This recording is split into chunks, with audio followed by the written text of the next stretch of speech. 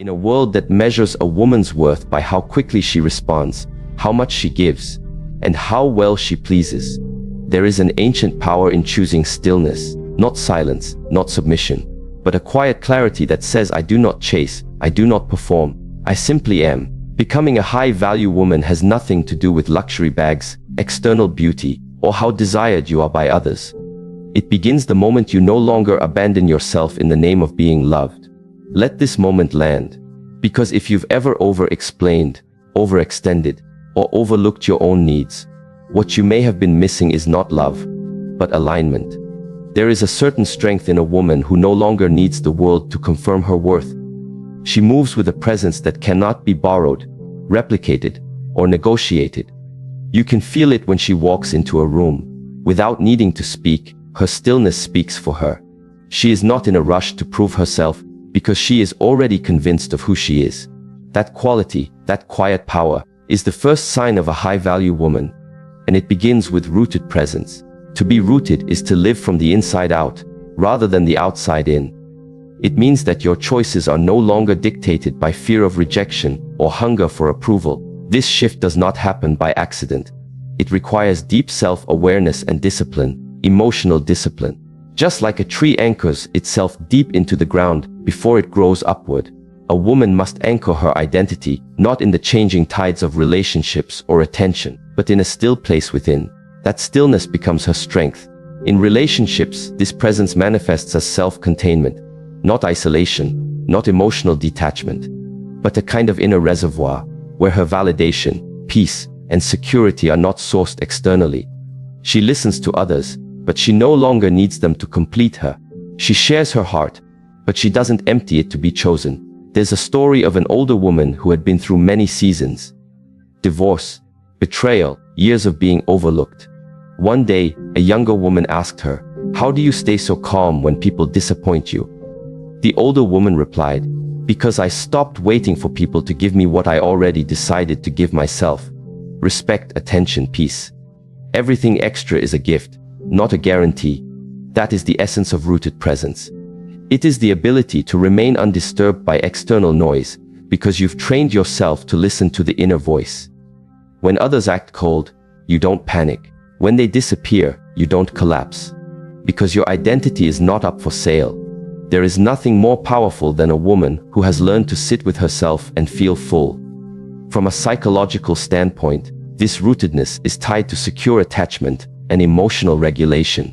The prefrontal cortex, the part of the brain responsible for thoughtful decision-making, becomes stronger when we learn to pause, breathe, and stay present instead of reacting impulsively. Women who have developed this internal balance are less likely to be manipulated, because they don't need constant external reassurance to feel grounded. This doesn't mean she never feels pain, disappointment, or longing. It means she feels all of it, but processes it with maturity. Her emotions don't govern her, she governs them. Like a river that flows but does not flood, she moves with awareness. This presence is not about being emotionless. It's about becoming emotionally fluent. She knows when to express and when to observe, when to speak and when silence is more powerful. And the men who encounter her sense this immediately. It is disorienting to those who expect a woman to beg for their affection or lose herself in their attention. She doesn't compete. She doesn't chase. She invites. And if you're not ready to meet her at her level, she doesn't argue. She simply continues walking her path. With or without your approval. There is another story. A woman was once in love with a man who kept withdrawing. Each time he pulled away, she would chase, apologize, try harder to earn back his warmth. It exhausted her, until one day, something changed. The next time he distanced himself, she didn't follow. She simply stayed still, and in that stillness, she discovered peace. She realized she wasn't afraid of being alone anymore. She was afraid of losing someone who didn't value her presence. That realization became her turning point. From that moment, she stopped giving energy to anyone who made her question her worth. And her life began to change. This kind of emotional posture is not born from ego. It is born from alignment. It is the natural outcome of returning home to oneself. A high-value woman is not arrogant. She is simply not available for what drains her. And this availability is a direct reflection of her emotional responsibility. To be emotionally responsible is to recognize that your feelings are yours to own, not weapons to throw or burdens to hand off. It is the practice of holding yourself accountable for your reactions without needing others to behave perfectly for you to feel balanced. This is perhaps one of the most radical acts of self-love, to stop blaming and start healing. Emotional responsibility is not about ignoring pain. It is about engaging it with awareness. Many women have been taught to suppress their needs, to smile through disrespect, to accommodate even at the cost of their own dignity. But when you begin to take responsibility for how you allow others to treat you, everything changes. You no longer wait for apologies to find closure. You no longer expect people to understand your value before you honor it yourself. This internal shift rewires the nervous system. From a neurological perspective, emotional responsibility activates the brain's executive functions, allowing you to choose thoughtful responses instead of automatic reactions. It strengthens your ability to self-soothe. You move from chaos to clarity, and this clarity becomes your compass. Imagine a woman in a relationship where she constantly feels like she's walking on eggshells. Every word, every gesture is calculated so as not to provoke disapproval. This tension slowly erodes her joy. One day, she realizes she's been editing herself to keep someone else comfortable, and in doing so, she has lost connection with her own voice. That moment of realization is emotional responsibility knocking at the door. Taking back your emotional power does not require confrontation. It requires honesty. It is the decision to stop asking, "Why are they like this?" and start asking, "Why have I tolerated this?" That question changes everything. It brings you back into the driver's seat of your own life. No longer are you the passive recipient of other people's choices. You become the architect of your own peace. This shift also transforms how you love. When you are emotionally responsible, love is no longer a transaction. It is an offering. You don't love to be loved in return. You love because you are already full. This fullness protects you from manipulation, because you no longer confuse breadcrumbs with a feast.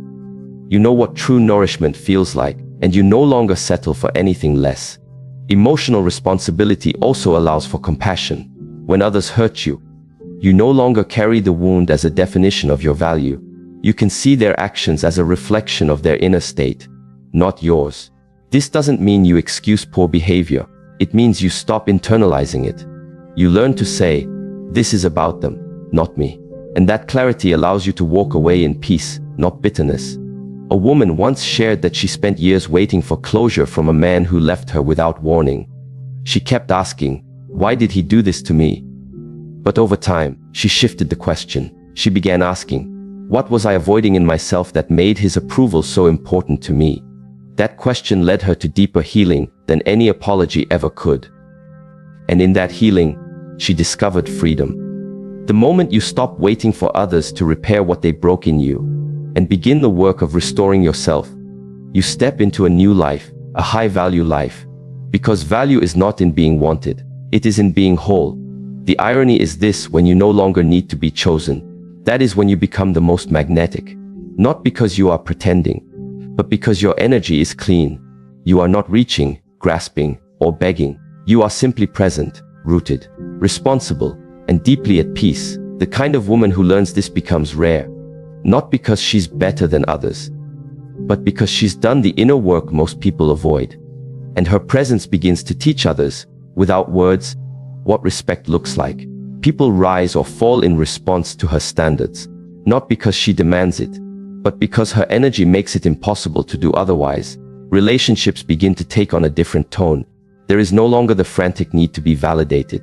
There is space, grace, boundaries that are not aggressive, but firm. Love that is not conditional, but conscious. You begin to realize that emotional safety is not something you beg for. It is something you build. And it starts with you. This path requires courage. It is easier to blame than to take responsibility. It is easier to react than to pause. But for the woman who chooses to root herself and own her emotions, the reward is beyond anything fleeting. It is a life anchored in peace, a heart no longer hijacked by external storms, and a soul that walks with quiet power, undaunted, unshaken, and fully alive. There is a silent language every human being speaks long before words are spoken. It's not verbal, it's energetic. People don't just listen to what you say, they feel who you are. And this feeling, this frequency, reveals the foundation of how they relate to you. This is why personal energy is not just spiritual poetry, it's relationship psychology. A woman's energy is her boundary. It precedes her presence, defines how others perceive her, and often determines how they treat her before she even utters a word. Energetic integrity is the discipline of owning what you carry emotionally, mentally, and spiritually. When your inner world is in conflict, when you're anxious, self-abandoning, or seeking validation, you broadcast a frequency of lack even when your words say otherwise. You may speak about self-love, but if you're vibrating with desperation, people feel that misalignment. And unconsciously, they respond not to your words, but to your energy. We have all experienced the difference. A woman enters the room, and she doesn't need to be loud. She doesn't need a grand entrance. Her posture, her eyes, her calmness, it all says, I am enough, without arrogance, without apology. There is a sense of harmony in her presence, and you can feel that her energy is whole. That woman doesn't need to be chased, because she doesn't chase. She doesn't beg to be chosen, because she's already chosen herself. That's what energetic integrity means. It's when your thoughts, emotions, words, and behaviors are in alignment. It is when what you accept from others reflects what you believe you deserve. And that belief is not spoken, it is felt. You may not realize it, but when someone walks away from a conversation with you, they're left with a memory of your energy. Did you uplift or drain them? Were you at ease or uneasy within yourself? Were you seeking something or offering something? These unspoken dynamics leave the deepest imprint. Energetic integrity starts with how you treat yourself in the quiet. Not just when others are watching, but when you're alone. Are you gentle or harsh with your inner dialogue? Are you in the habit of overextending, saying yes to things that drain you, pretending to be okay when your soul is tired? Every time you betray your own needs in order to keep peace with others, your energy fragments. And fragmented energy is exhausting to carry. Worse, it makes it easier for people to cross boundaries, because those boundaries were never clearly anchored within you. A woman once shared her story. She had always been the peacemaker, the giver, the emotional caretaker. In every relationship, she was the one adjusting, sacrificing, pleasing. And every time, she felt more invisible, more unseen, until one day she broke down, not because someone else hurt her, but because she realized she had been hurting herself by refusing to be honest about her own exhaustion. She wasn't just tired from life, she was tired from living in contradiction, saying, I'm fine, when she was breaking, saying yes, when every cell in her body was screaming, no. That day, she made a decision to stop being loyal to her dysfunction, to stop treating self-abandonment like a virtue, and to start aligning her energy with truth. That decision didn't make her harder, it made her clearer. She began to walk away from conversations that drained her. She stopped explaining her worth to people who couldn't see it. She no longer allowed guilt to override her need for rest.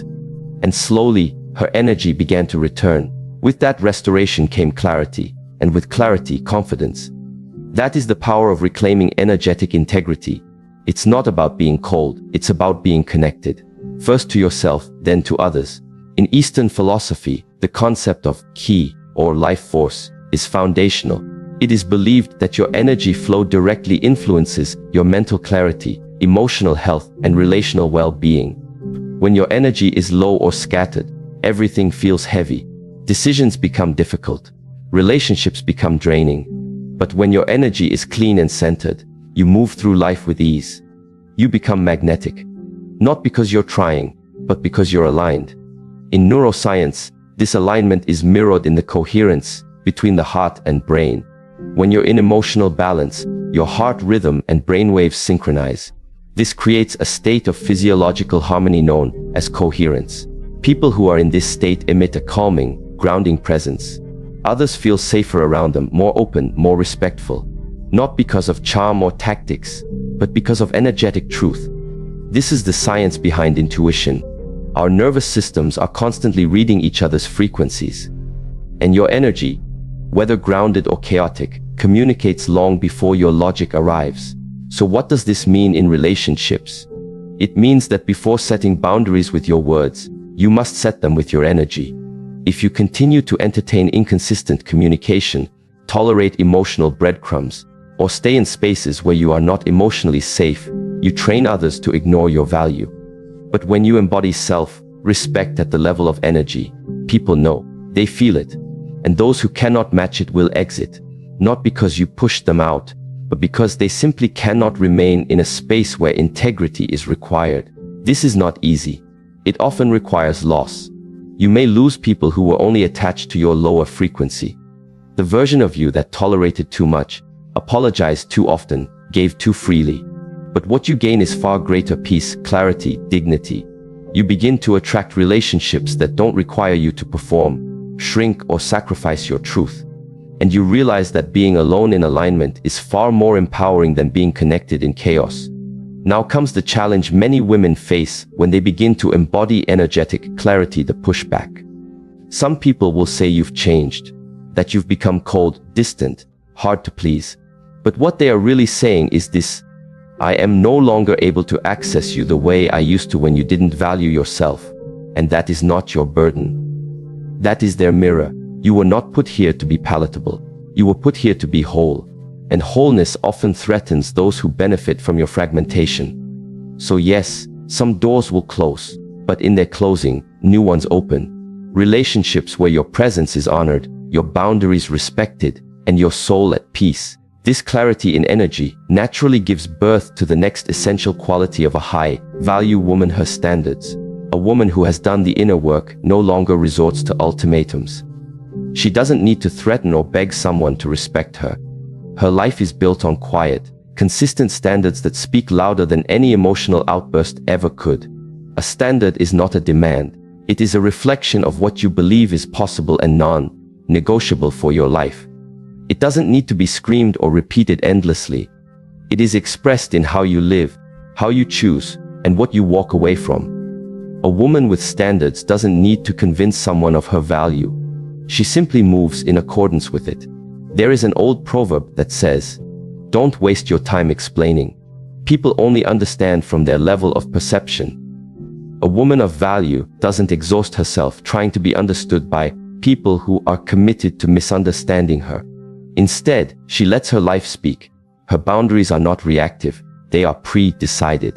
This kind of discipline comes from deep internal work, from knowing what aligns with your purpose and what drains your power. One of the most powerful things a woman can say in a relationship is not, "Change or I'll leave," but "I'm not available for this." Not as a threat, but as a truth. No anger, no argument, just clarity. A woman once shared how her partner constantly made jokes at her expense in social settings. She had asked him to stop multiple times, but the behavior continued. One evening, after yet another uncomfortable dinner with friends, she didn't yell, she didn't cry. She simply left the table, went home, and never returned to that dynamic. Not out of vengeance, but out of reverence for herself. That single act said more than any lecture ever could. When you raise your standards, you may find yourself walking alone for a season. But that solitude is not punishment, it is refinement. It is the space where you begin to see who you really are without the distortion of toxic attachment. You begin to reclaim your time, your voice, your direction. You realize that love should not cost your peace. And any connection that requires you to abandon your truth is not love, it is dependency. There is a moment in every high-value woman's journey when she must choose between being liked and being respected. These two are not always the same. You can be liked for your softness, your giving nature, your willingness to accommodate. But you are respected when you choose yourself, even when it's uncomfortable. When you hold your line, when you say, "This is not okay," and stand by it, even if it means being alone for a while. This is not an easy path, but it is a path that leads to self-trust. And once you trust yourself deeply, the need to micromanage others fades. You don't have to control or manipulate to get what you need. You simply attract what matches your energy and walk away from what doesn't, with grace, not guilt. This level of standard creates an invisible filter. The wrong people no longer linger, because they can sense that your energy is not a playground. It is a temple, and only those willing to honor that temple are allowed inside. The beauty of living with standards is that it simplifies your life. You no longer waste time trying to decode mixed signals or justify disrespect. You don't wait for someone to change. You observe, you decide, you move. That's it. Your peace is no longer negotiable, and your heart becomes a space of sacred discernment. Not everyone gets access. This discernment also sharpens your intuition. When your standards are clear, your decisions become easier. You know what aligns and what doesn't. You stop chasing potential and start honoring reality. You don't fall for words. You watch patterns. You don't settle for attention. You value intention. This shift is profound. It moves you from being reactive to being rooted, from begging to blessing, from surviving to thriving. In this space, love becomes a choice, not a transaction. You are not here to be someone's emotional project. You are not here to prove your worth through performance. You are here to live fully, love wisely, and walk in peace. And anyone who enters your world must be ready to rise, because you will no longer shrink. The moment you understand this, everything changes. You stop fearing loss, because you realize that nothing aligned can ever be taken from you. And everything that leaves simply creates space for something more sacred, more true, more you. Stillness is one of the most misunderstood forces in human relationships. Many associate it with weakness, with passivity, or even fear. But in truth, stillness, when chosen consciously, is a weapon of profound precision. It is a form of strength that neither attacks nor retreats. It simply watches, absorbs, and waits. The high-value woman understands this. She does not waste her power in trying to control outcomes. She knows that in stillness, the truth always reveals itself. In a world conditioned to react, the ability to remain still is revolutionary. We are taught to respond immediately, defend ourselves quickly, and prove our point before the silence makes us uncomfortable. But not everything requires a response. Not every insult deserves a reaction. Not every invitation into drama must be accepted. When a woman learns the art of strategic stillness, she reclaims her time, her peace, and her emotional clarity. There was once a woman who had been dating a man for several months. He would go days without communication, only to return with charming words and casual explanations. Her friends urged her to confront him, to demand consistency, to make him see what he was doing wrong. But she chose something else. She didn't argue. She didn't plead. She simply stopped feeding the pattern. She didn't initiate conversations. She stopped entertaining apologies that came without change. She remained still, not out of indifference, but out of wisdom. Within a week, the man unraveled. The silence forced him to face the consequences of his inconsistency. And she, rooted in stillness, observed everything she needed to know without lifting a single emotional finger. Stillness reveals more than speech ever could. It exposes motives, uncovers masks, and lays bare intentions. When you do not react, people show you who they are. They either lean in or they drift away. Either way, you gain clarity, and clarity is power. This principle is deeply embedded in Eastern philosophy. In the Taoist tradition, the idea of Wu Wei, translated as non-action or effortless action, teaches us that sometimes the most effective thing to do is to not interfere. It is not a call to apathy, but a practice of alignment. The river does not push its way forward, it flows. The tree does not chase the wind, it bends, then returns to stillness. Likewise, a woman who embodies stillness does not chase answers. She allows truth to arise. Stillness is not the absence of thought, it is the mastery of thought. It is the ability to sit with your emotions without letting them take the lead. It is standing in the storm and refusing to be blown off course by temporary feelings. This form of emotional regulation is not taught in most relationships, but it is essential. From a neurological standpoint, this skill activates the parasympathetic nervous system, our body's built-in calming mechanism. When you choose stillness over reactivity, your heart rate slows, your breath deepens, your cortisol levels lower. Your brain becomes more capable of rational thought and long-term planning. You move from survival mode into a space of conscious creation. And in relationships, this matters immensely. Let's take a common scenario. A partner forgets something important, an anniversary, a promise, a detail that mattered to you. Your immediate impulse might be to lash out, to punish, to express your disappointment in anger. But if you've cultivated stillness, you wait. You breathe, you watch, and you ask yourself, not what will make me feel good in the moment, but what will serve the relationship in the long term. This pause can change everything, because stillness is not silence for the sake of suppression. It is space for observation. In that space, you gather information, not just about the other person, but about yourself. Why did this hurt me? What wound did it touch? What expectation did it betray? These are questions that cannot be answered in the heat of reactivity. They require a still mind, a reflective heart. One woman described how, for years, she reacted to every conflict in her relationship with panic. Raised voice, rushed texts, long messages filled with over-explaining. Until one day, she reached her emotional capacity. She sat in her room, phone in hand, mid-argument, and did something radical. Nothing. She put the phone down. She made tea. She watched the sky. And in that space, she realized she had been performing her pain, hoping someone else would validate it.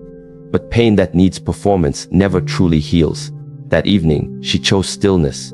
And from that day on, she stopped writing emotional novels to people who weren't reading. She became her own witness, her own validator, and her energy shifted. This is the quiet revolution of stillness. It returns your power to its rightful place, inside you. Stillness also teaches you that not every attack deserves your sword. When someone disrespects you, it is tempting to fight back, to argue your value. But the high-value woman knows, silence in response to disrespect is not weakness. It is a mirror. You allow their actions to speak for them. You observe who they become when you stop feeding them with emotional energy. And in many cases, that is all the evidence you need to make the next decision with dignity. There was a woman who discovered her partner had been dishonest. Instead of confronting him in a storm of accusations, she quietly collected the facts. She withdrew her energy without explanation, and when the truth became undeniable, she simply walked away. No drama, no spectacle, just silence and steps. That moment redefined her entire sense of self-worth, because she realized, what you tolerate teaches others how to treat you, and what you ignore allows people to deceive themselves. But what you walk away from, that teaches the deepest lesson of all.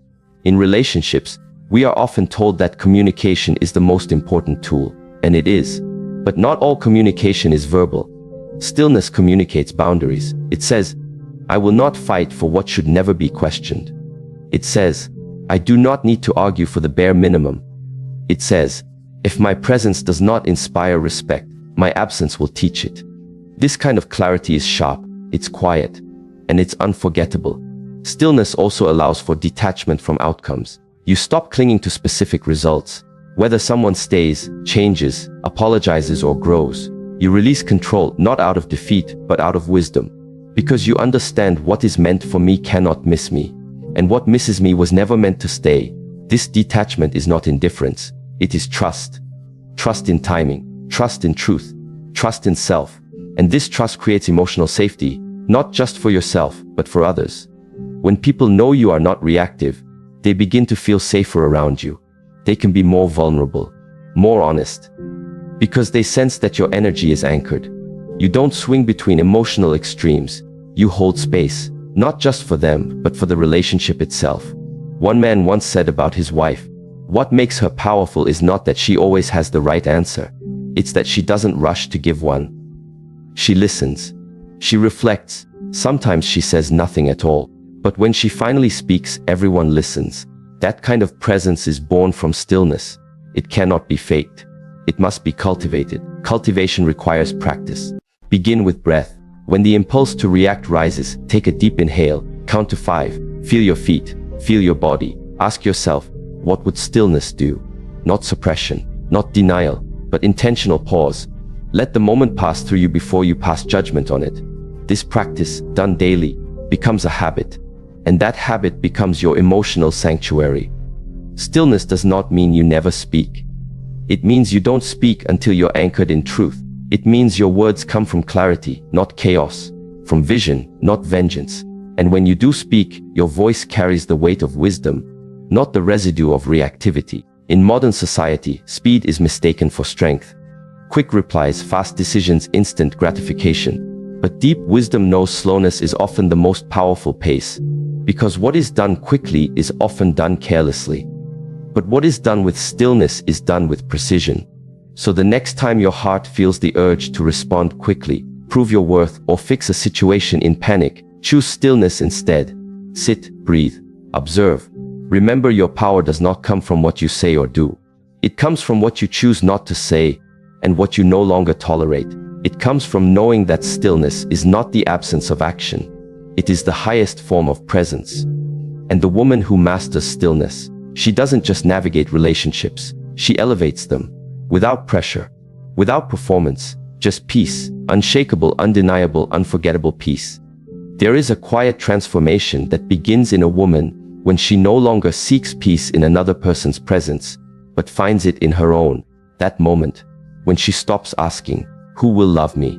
and instead asks, "How can I become love itself?"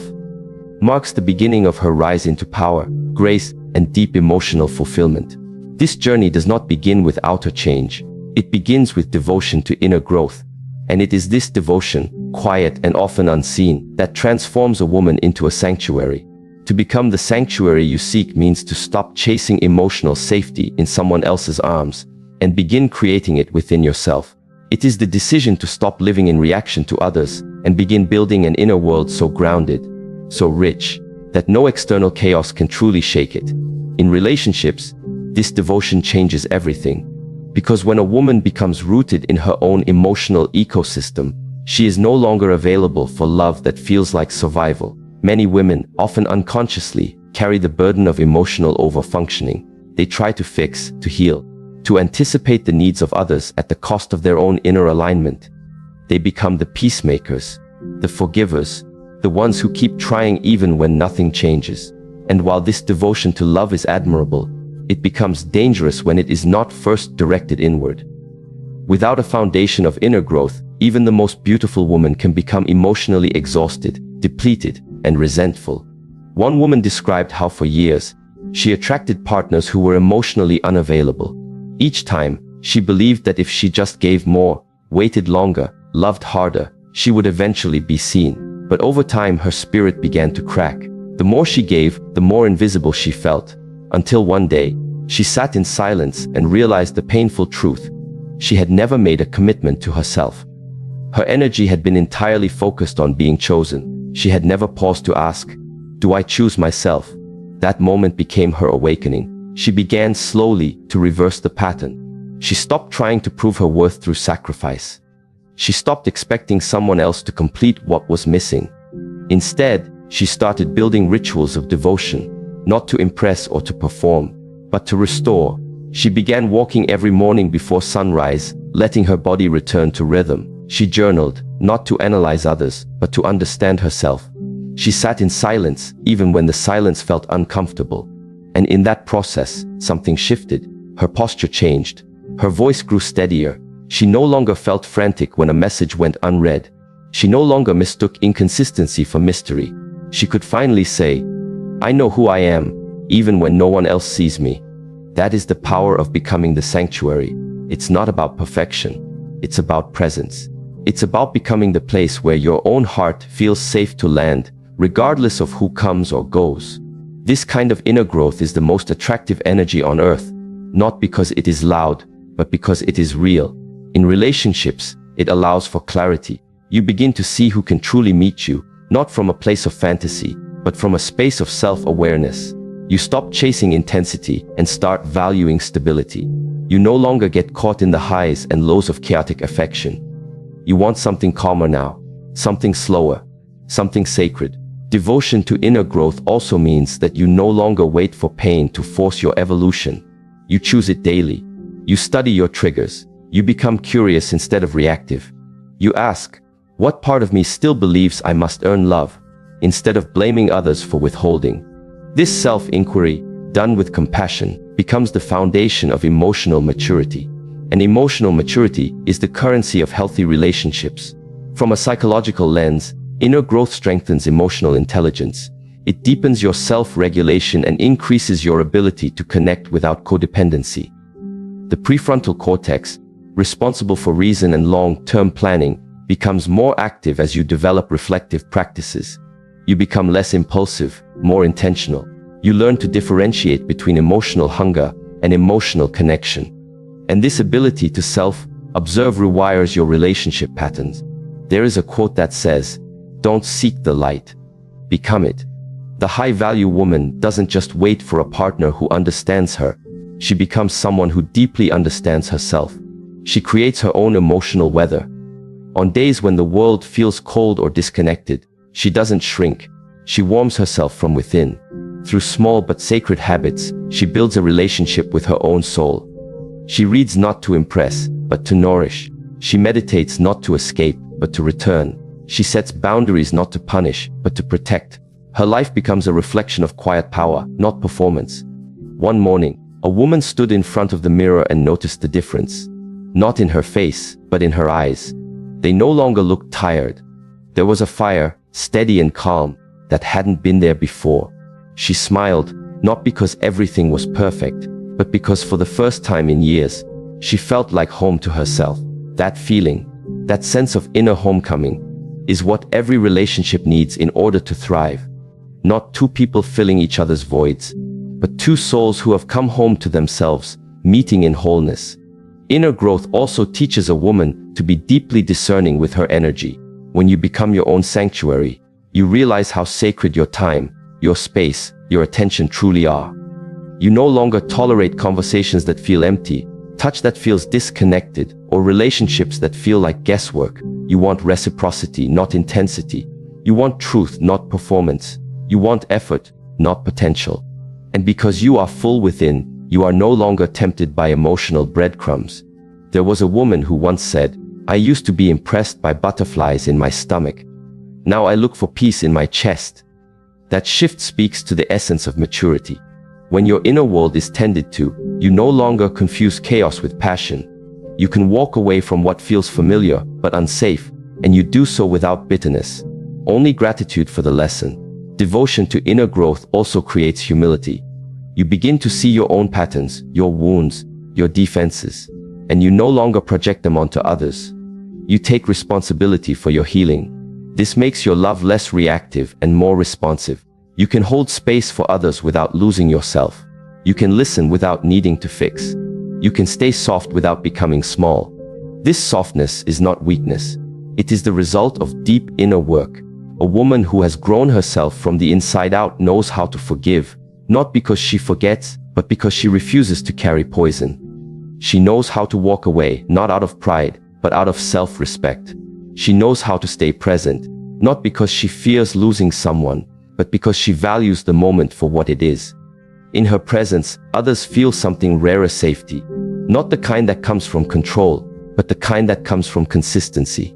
She becomes the kind of woman people remember.